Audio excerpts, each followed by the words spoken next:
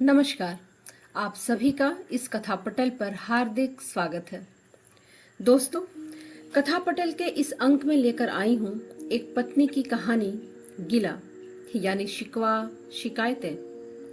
अपने पति से गिले शिकवे शिकायत करती यह पत्नी परिवार, समाज की पोल पट्टी भी खोलती जाती है। एक सीधे साधे दिखावे शौक से दूर रहने वाले, परिवार ऑफिस के प्रपंचों को ना समझने वाले पति से हर पत्नी को ढेर सारी शिकायतें हो ही जाती हैं। कथा सम्राट प्रेमचंद जी नारी हृदय के पारखी थे और यह कहानी उनके इसी गुण का सर्वोत्कृष्ट उदाहरण है। दोस्तों, अगर आप चैनल पर नए हैं तो प्लीज इस चैनल को सब्सक्राइब करें, लाइक, कमेंट और हाँ, अपने दोस्तों, सगे संबंधियों में शेयर जरूर करें। तो आइए सुने प्रेमचंद जी की कहानी, गिला। जीवन का बड़ा भाग इसी घर में गुजर गया, पर कभी आराम नसीब नहीं हुआ। मेरे पति संसार की दृष्टि में बड़े सज्जन, बड़े शिष्ट, बड़े उदार, बड़े सौम्य होंगे, लेकिन जिस पर गुजरती है वही जानता है। संसार को तो उन लोगों की प्रशंसा करने में आनंद आता है जो अपने घर को भाड़ में झोंक रहे हों, गैरों के पीछे अपना सर्वनाश किए डालते हों। जो प्राणी घर वालों के लिए मरता है उसकी प्रशंसा संसार वाले नहीं करते। इसी तरह जो लोग बाहर वालों के लिए मरते हैं उनकी प्रशंसा घर वाले क्यों करने लगे। अब इन्हीं को देखो, सारे दिन मुझे जलाया करते हैं। मैं पर्दा तो नहीं करती, लेकिन सौदे सुलभ के लिए बाजार जाना बुरा मालूम होता है। और इनका यह हाल है कि चीज मंगवाओ तो ऐसी दुकान से लाएंगे जहां कोई ग्राहक भूल कर भी न जाता हो। ऐसी दुकानों पर न तो चीज अच्छी मिलती है, न तौल ठीक होती है, न दाम ही उचित होते हैं। यह दोष न होते तो वह दुकान बदनाम ही क्यों होती। पर इन्हें तो ऐसी ही गई बीती दुकानों से चीजें लाने का गरज है। बार बार कह दिया, साहब किसी चलती हुई दुकान से सौदे लाया करो। जहां माल अधिक खपता है वहां ताजा माल आता रहता है। गेहूं लाएंगे तो सारे बाजार से खराब, चुना हुआ चावल ऐसा मोटा कि बैल भी ना पूछे। दाल में कंकड़ भरे हुए, मनो लकड़ी जला डालो, क्या मजाल की गले।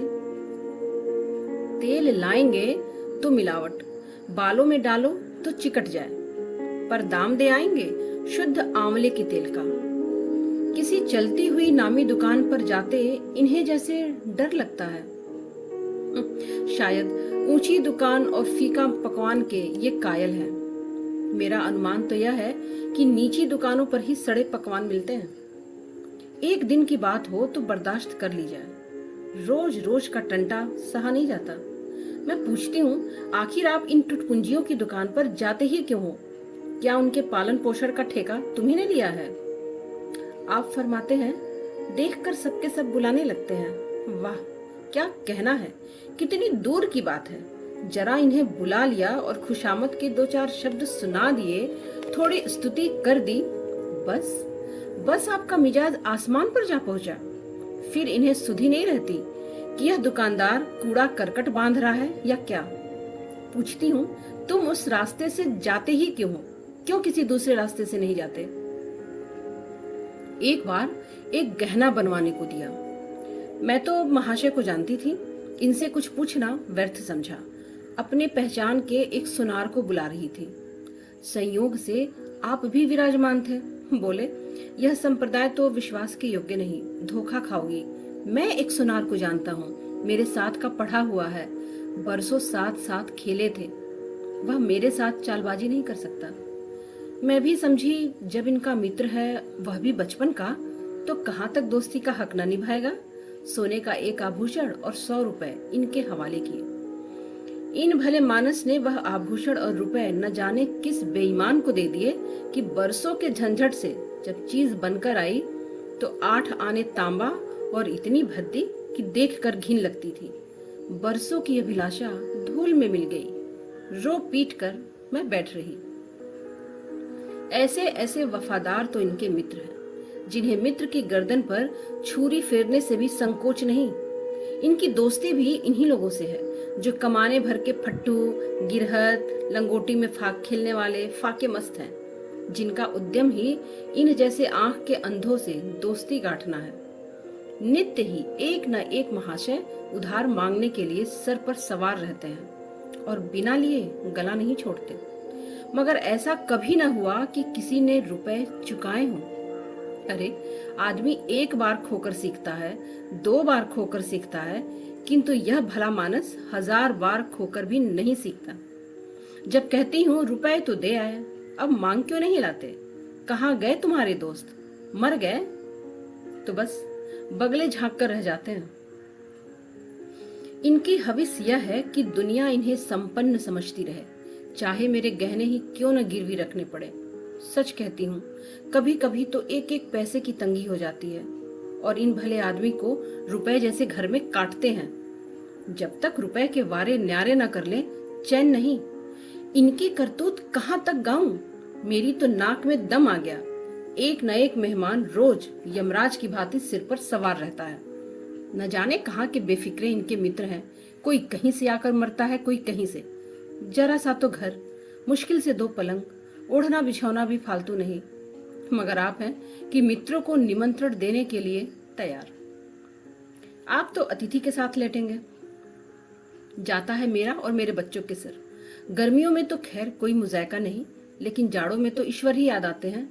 गर्मियों में खुली छत पर तो मेहमानों का अधिकार हो जाता है, और अब मैं बच्चों के साथ पिंजड़े में फड़फड़ाती रहूं।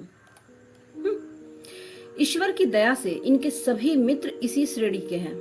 एक भी ऐसा माई का लाल नहीं जो समय पड़ने पर ढेले से भी इनकी मदद कर सके। 2-1 बार महाशय को इसका अनुभव अत्यंत कटु अनुभव हो चुका है, मगर इस जड़ भरत ने जैसे आंखें नहीं खोलने की कसम खा ली है। ऐसे ही दरिद्र भट्टाचार्यों से इनकी पटती है। शहर में इतने लक्ष्मी के पुत्र हैं, पर आपका किसी से परिचय नहीं। उनके पास जाते इनकी आत्मा दुखती है। दोस्ती गांठेंगे ऐसों से जिनके घर में खाने का ठिकाना तक नहीं। एक बार हमारा कहार छोड़कर चला गया और कई दिन कोई दूसरा कहार नहीं मिला। किसी चतुर और कुशल कहार की तलाश में मैं थी, किंतु आपको जल्द से जल्द कोई आदमी रख लेने की धुन सवार हो गई। घर के सारे काम पूर्ववत चल रहे थे, पर आपको मालूम हो रहा था कि गाड़ी रुकी हुई है। मेरा जूठे बर्तन मांजना, अपना साग भाजी के लिए बाजार जाना इनके लिए असहनीय हो उठा। एक दिन जाने कहां से एक बागड़ू को पकड़ लाए। उसकी सूरत कह देती थी कि कोई जांगलू है, मगर आपने उसका ऐसा बखान किया कि क्या कहूं। बड़ा होशियार है, बड़ा आज्ञाकारी, परले सिरे का मेहनती, गजब का सलीकेदार, बहुत ही ईमानदार। खैर, मैंने इसे रख लिया। मैं बार बार क्यों इसकी बातों में आ जाती हूँ, इसका मुझे स्वयं आश्चर्य है। यह आदमी केवल रूप से आदमी था। आदमियत के और कोई लक्षण उसमें नहीं थे। किसी काम की तमीज नहीं। बेईमान नहीं था, पर गधा अव्वल दर्जे का। बेईमान होता तो कम से कम इतनी तस्कीन तो होती कि खुद खा जाता है। अभागा दुकानदारों के हाथों लुटकर आता था। 10 तक की गिनती उसे नहीं आती थी। 1 रुपया देकर बाजार भेजो तो संध्या तक हिसाब न समझा सके। क्रोध पी पी कर रह जाती थी। रक्त खौलने लगता था कि दुष्ट के कान उखाड़ लो, मगर इन महाशय को उसे कभी कुछ कहते नहीं देखा। डांटना तो बहुत दूर की बात है। आप नहा धोकर धोती छाट रहे हैं और वह दूर बैठा तमाशा देख रहा है। मैं तो बच्चों का खून पी जाती, लेकिन इन्हें जरा भी गम नहीं। जब मेरे डांटने पर धोती छाटने जाता तो आप उसे समीप न आने देते, बस उसके दोषों को गुड़ बनाकर दिखाया करते थे। मूर्ख को झाड़ू लगाने की तमीज न थी। मर्दाना कमरा ही तो सारे घर में ढंग का कमरा है। उसमें झाड़ू लगाता तो इधर की चीज उधर, ऊपर की नीचे, मानो कमरे में भूकंप आ गया हो। और धूल गर्द का यह हाल कि सांस लेना कठिन। पर आप शांतिपूर्वक कमरे में बैठे हैं जैसे कोई बात ही नहीं।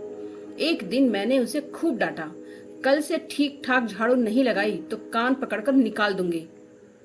सवेरे सोकर उठी तो देखती हूँ कमरे में झाड़ू लगी हुई है और हर एक चीज करीने से रखी हुई, गर्द गुबार का नाम नहीं। मैं चकित होकर देखने लगी। आप हंसकर बोले, देखती क्या हो, आज घूरे ने बड़े सवेरे उठकर झाड़ू लगाई है। मैंने समझा दिया, तुम ढंग से बताती नहीं, उल्टे डांटने लगती हो।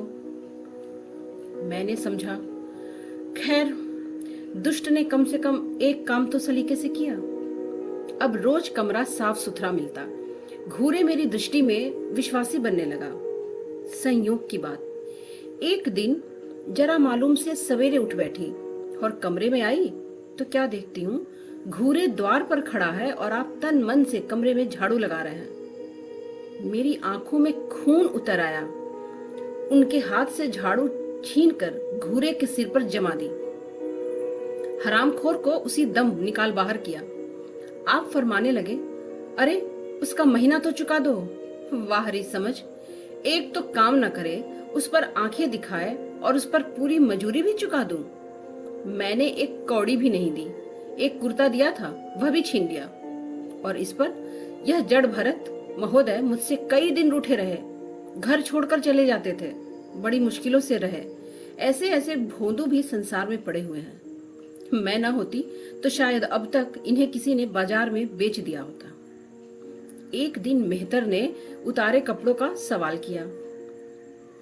इस बेकारी के जमाने में फालतू कपड़े तो शायद पुलिस वालों के या रईसों के घर में ही होंगे। मेरे घर में तो जरूरी कपड़े भी काफी नहीं। आपका वस्त्रालय है, एक बक्शी में आ जाएगा, जो डाक के पार्सल से कहीं भेजा जा सकता है। और फिर इस साल तो जाड़ों के कपड़े बनवाने की नौबत ही नहीं आई। पैसे नजर नहीं आते तो कपड़े कहाँ से बने? मैंने मेहतर को साफ जवाब दे दिया।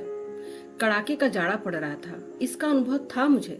गरीबों पर क्या बीत रही है, इसका भी मुझे ज्ञान था। लेकिन मेरे या आपके पास खेद के सिवाय इसका और क्या इलाज है? जब तक समाज का यह संगठन रहेगा, ऐसी शिकायतें पैदा होती रहेंगी।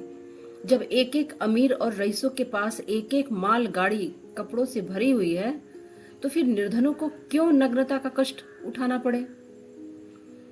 खैर, मैंने तो मेहतर को जवाब दे दिया। आपने क्या किया कि अपना कोट उठाकर दे दिया। मेरी देह में आग लग गई। मैं इतनी दानशील नहीं हूं कि दूसरों को खिलाकर खुद भूखी रहूं। इस देवता के पास यही एक कोट था। आपको इसकी जरा भी चिंता न हुई कि खुद पहनेंगे क्या? यश के लोभ ने जैसे बुद्धि हर ली। मेहतर ने सलाम किया, दुआएं दी और अपनी राह ली। और आप कई दिन सर्दी से ठिठुरते रहे। प्रातःकाल घूमने जाया करते थे, वह भी बंद हो गया। ईश्वर ने उन्हें हृदय भी एक विचित्र प्रकार का दिया है। फटे पुराने कपड़े पहनते आपको जरा भी संकोच नहीं होता। मैं तो मारे लाज के गड़ जाती हूँ, पर आपको जरा भी फिक्र नहीं। कोई हंसता है तो हंसे, आपकी बला से। अंत में जब मुझसे न देखा गया तो एक बनवा ही दिया। जी तो जलता था कि खूब सर्दी खाने दूं, पर डरी कि कहीं बीमार न पड़ जाए तो और बुरा हो। आखिर काम तो इन्हीं को करना है। महाशय अपने दिल में समझते होंगे मैं कितना विनीत, कितना परोपकारी हूँ। शायद इन्हें इन बातों पर गर्व हो, पर मैं इन्हें परोपकारी नहीं समझती। यह जड़ता है, सीधी साधी निरीहता। जिस मेहतर को आपने अपना कोट दिया, उसे मैंने कई बार रात को शराब के नशे में मस्त झूमते देखा है और आपको दिखाया भी है। तो फिर दूसरों की विवेकहीनता की पुरौती हम क्यों करें? अगर आप विनीत और परोपकार होते तो घर वालों के प्रति भी तो आपके मन में कुछ उदारता होती। सारी उदारता, सारी परोपकारिता बाहर वालों के लिए सुरक्षित है, मेरे लिए कुछ भी नहीं। क्या घर वालों को उसका अल्पांश भी नहीं मिलना चाहिए? मेरी इतनी अवस्था बीत गई, पर इस भले आदमी ने कभी अपने हाथ से मुझे एक उपहार भी न दिया। बेशक मैं जो चीज बाजार से मंगवाऊं उसे लाने में इन्हें जरा भी आपत्ति नहीं, पर इन्हें खुद कभी यह उमंग नहीं होती। यह मैं मानती हूँ कि बेचारे अपने लिए भी तो कुछ नहीं लाते। मैं जो कुछ मंगवा दूं उसी पे संतुष्ट हो जाते हैं। मगर आखिर आदमी कभी कभी शौक की चीजें चाहता ही है। अन्य पुरुषों को देखती हूँ, स्त्री के लिए तरह तरह के गहने, भांति भांति के कपड़े, शौक श्रृंगार की वस्तुएं लाते रहते हैं। यहाँ तो यह सब व्यवहार का निषेध है।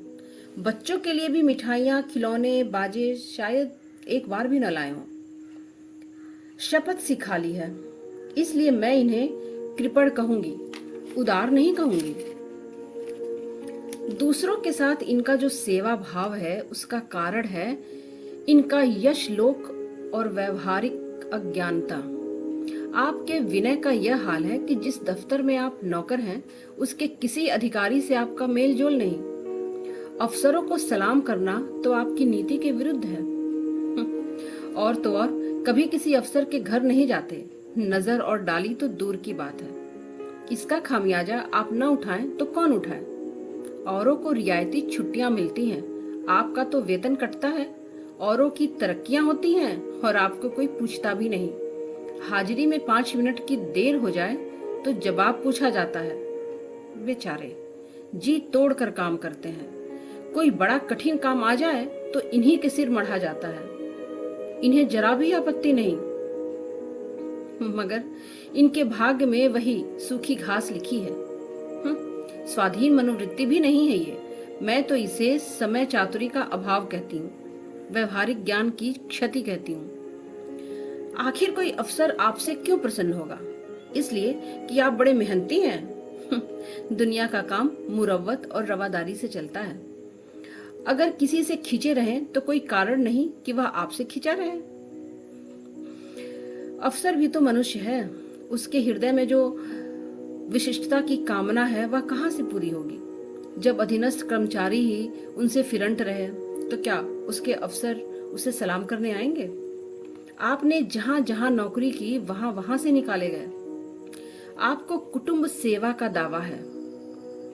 आपके कई भाई भतीजे हैं, वह सभी इनकी बात भी नहीं पूछते और आप बराबर उनका मुंह ताकते रहते हैं। इनके एक भाई साहब आजकल तहसीलदार हैं। घर की मिल्कियत उन्हीं की निगरानी में है। बड़े ठाठ से रहते हैं। मोटर रख ली है, कई नौकर चाकर हैं, मगर यहाँ भूल से भी पत्र नहीं लिखते। एक बार हमें रुपए की बड़ी तंगी हुई। मैंने कहा अपने भ्राता जी से क्यों नहीं मांग लेते? कहने लगे उन्हें क्यों चिंता में डालूं, उन्हें भी तो अपना खर्च है, कौन सी ऐसी बचत हो जाती होगी। जब बहुत मजबूर किया तब आपने पत्र लिखा। मालूम नहीं पत्र में क्या लिखा, पत्र लिखा या मुझे चकमा दे दिया, पर रुपए न आने थे न आए। कई दिनों के बाद फिर मैंने पूछा। कुछ जवाब आया श्रीमान के भाई साहब के दरबार से। आपने रुष्ट होकर कहा, अभी केवल 1 सप्ताह तो खत पहुंचे हुए, क्या जवाब आ सकता है? 1 सप्ताह और गुजरा, मगर जवाब नदारद। अब आपका यह हाल है कि मुझे कुछ बातचीत करने का अवसर ही नहीं देते। इतने प्रसन्नचित नजर आते हैं कि क्या कहूं। बाहर से आते हैं तो खुश खुश, कोई न कोई शिगुफा लिए। मेरी खुशामद भी खूब हो रही है। मेरे मैके वालों की प्रशंसा हो रही है। मेरे गृह प्रबंध का बखान असाधारण रीति से किया जा रहा है और मैं इन महाशय की चाल समझ रही थी। यह सारी दिलजोई केवल इसलिए थी कि श्रीमान के भाई साहब के विषय में मैं कुछ पूछ न बैठूं। सारे राजनीतिक, आर्थिक, सामाजिक, आचारिक प्रश्नों की मुझसे व्याख्या की जाती थी, इतने विस्तार और गवेषणा के साथ कि विशेषज्ञ भी लोहा मान जाए, केवल इसलिए कि मुझे वह प्रसंग उठाने का अवसर न मिले। लेकिन मैं भला कब चूकने वाली थी? जब पूरे 2 सप्ताह गुजर गए तो मैंने पूछा, क्या हुआ? तुम्हारे भाई साहब ने श्रीमुख से कुछ फरमाया या नहीं, या अभी तक पत्र नहीं पहुंचा? आखिर घर की जायदाद में हमारा भी कुछ हिस्सा है या नहीं? 500 रुपए का नफा तो 10 साल पहले था, अब तो 1000 से कम न होगा। पर हमें तो कभी एक कानी कौड़ी न मिली। मोटे हिसाब से हमें 2000 मिलना चाहिए। 2000 ना हो, 1000 हो, 500 हो, 250 हो, कुछ ना हो तो बीमा की प्रीमियम भरने को तो हो। तहसीलदार साहब की आमदनी हमारी आमदनी की 4 गुनी है। रिश्वतें भी लेते हैं, तो फिर हमारे रुपए हमें क्यों नहीं देते? और आप हे हाँ हाँ करने लगे। यह बेचारे घर की मरम्मत करवाते हैं, बंधु बांधवों का स्वागत सत्कार करते हैं, नातेदारियों में भेंट भेजते हैं, और कहां से लावे जो हमारे पास भेजे। वाह री बुद्धि, मानो की जायदाद इसलिए होती है कि उसकी कमाई उसी में खर्च हो जाए। इस भले आदमी को बहाने गढ़ने भी नहीं आते। मुझसे पूछते तो मैं एक नहीं 1000 बता देती, एक से एक बढ़कर। कह देते घर में आग लग गई, सब कुछ स्वाहा हो गया, या चोरी हो गई, तिनका तक न बचा, या 10,000 का अनाज भरा था उसमें घाटा रहा, या किसी से फौजदारी हो गई उसमें दिवाला पिट गया। आपको सूझी सी लचर सी बात। तकदीर ठोक कर बैठ रही। पड़ोस की एक महिला से रुपए के कर्ज लिए, तब जाकर काम चला। फिर भी आप भाई भतीजों की तारीफों के पुल बांधते हैं तो मेरे शरीर में आग लग जाती है। ऐसे कौरवों से ईश्वर बचाए। ईश्वर की दया से आपके 2 बच्चे हैं, 2 बच्चियां हैं। ईश्वर की कहूं या क्या कहूं, सब के सब इतने उद्यमी हो गए हैं कि खुदा को पनाह। मगर क्या मजाल कि ये भोंदू किसी को कड़ी आंख से भी देखे। रात के 8 बजे आ गए, युवराज अभी घूम कर नहीं आए। मैं घबरा रही हूँ, आप निश्चिंत बैठे हैं, अखबार पढ़ रहे हैं। मैं झल्लाई हुई जाती हूँ, अखबार छीन कर कहती हूँ, जाकर जरा देखते क्यों नहीं, लौंडा कहाँ रह गया। न जाने तुम्हारा हृदय कितना कठोर है। ईश्वर ने तुम्हें संतान न जाने क्यों दे दी। पिता का पुत्र के साथ कुछ तो धर्म है। तब आप भी गर्म हो जाते हैं। क्या अभी तक नहीं आया? बड़ा शैतान है। आज बच्चू आते हैं तो कान उखाड़ लेता हूँ, मारे हंटरों के खाल खींच कर उधेड़ कर रख दूंगा। यूं बिगड़ कर तैश के साथ आप उसे खोजने निकलते हैं। संयोग की बात, आप उधर जाते हैं और इधर लड़का आ जाता है। मैं पूछती हूँ, तू किधर से आ गया? वह तो तुझे ढूंढने गए हैं। देखना आज कैसी मरम्मत होती है तुम्हारी, यह आदत छूट जाएगी। दांत पीस रहे थे, आते ही होंगे, छड़ी भी उनके हाथ में है। तुम इतने अपने मन के हो गए हो कि बात नहीं सुनते। आज आटे दाल का भाव मालूम होगा। लड़का सहम जाता है और लैंप जलाकर पढ़ने बैठ जाता है। महाशय जी 2-2.5 घंटे के बाद लौटते हैं, हैरान परेशान बदहवास। घर में पांव रखते ही पूछते हैं, आया कि नहीं। मैं उनका क्रोध उत्तेजित करने के विचार से कहती हूँ, आकर बैठा तो है, जाकर पूछते क्यों नहीं। पूछ कर हार गई, कहाँ गया था, कुछ बोलता ही नहीं है। और आप गरज कर कहते हैं, मन्नू यहां आओ। लड़का थर-थर कांपता हुआ आंगन में खड़ा हो जाता है। दोनों बच्चियां घर में छिप जाती हैं। मानो कोई बड़ा भयंकर कांड होने वाला है। छोटा बच्चा खिड़की से चूहे की तरह झांक रहा है। आप भी क्रोध से बौखलाए हुए हैं। हाथ में छड़ी है। मैं भी वह आकृति देखकर पछताने लगती हूँ कि कहां से इनसे शिकायत की। आप लड़के के पास जाते हैं, मगर छड़ी जमाने के बदले आहिस्ते से उसके कंधे पर हाथ रखकर बनावटी क्रोध से कहते हैं, तुम कहाँ गए थे? मना किया जाता है, मानते नहीं हो। खबरदार, जो अब कभी इतनी देर होगी। आदमी शाम को अपने घर चला आता है या मटर गश्ती करता है। मैं समझ रही हूं कि यह मुश्किल है, यह भूमिका विषय तो अब आएगा। भूमिका तो बुरी नहीं, लेकिन यहाँ तो भूमिका पर ही इति हो जाती है। बस आपका क्रोध शांत हो गया, बिल्कुल जैसे क्वार की घटा। घेर घार हुआ, काले बादल आए, गड़गड़ाहट हुई और गिरी क्या 4 बूंदे।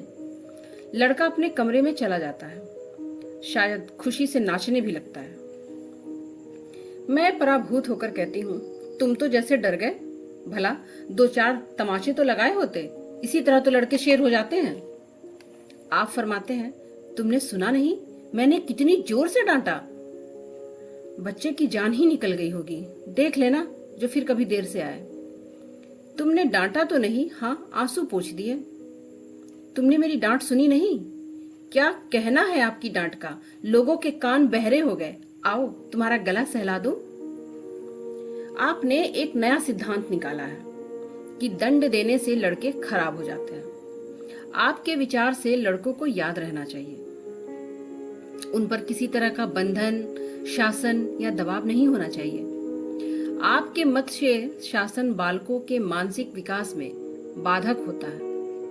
इसी का यह फल है कि लड़कों के बकलेल के ऊंट तले हुए हैं।